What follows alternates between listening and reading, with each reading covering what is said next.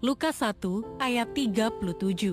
Sebab bagi Allah tidak ada yang mustahil.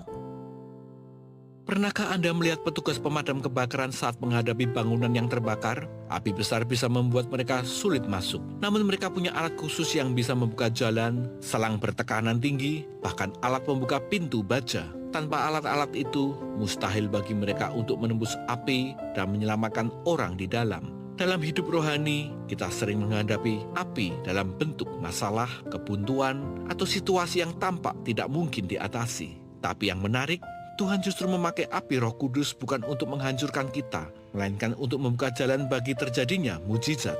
Banyak dari kita mungkin berada di titik di mana harapan mulai pudar. Masalah tidak kunjung selesai, doa terasa hampa, dan masa depan terlihat suram. Namun firman Tuhan berkata, sebab bagi Allah tidak ada yang mustahil. Ini adalah sekedar kalimat penyemangat, tapi kebenaran ilahi yang dibuktikan sepanjang sejarah Alkitab dan dalam hidup orang percaya.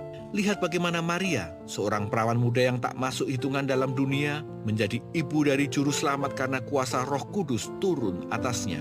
Lihat bagaimana para rasul yang biasa-biasa saja, bahkan penakut, berubah menjadi pemberita Injil yang penuh kuasa setelah Roh Kudus dicurahkan ke atas mereka di hari Pentakosta.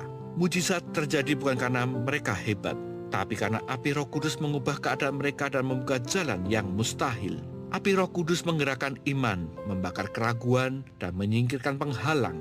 Ketika kita dipenuhi Roh Kudus, cara pandang kita Saudara-saudara, dalam kemanusiaan, mungkin Anda punya pengalaman dalam penantian dan menunggu segala sesuatu berjalan sesuai harapan, sesuai rencana, karena telah melakukan semua itu dengan baik dan benar.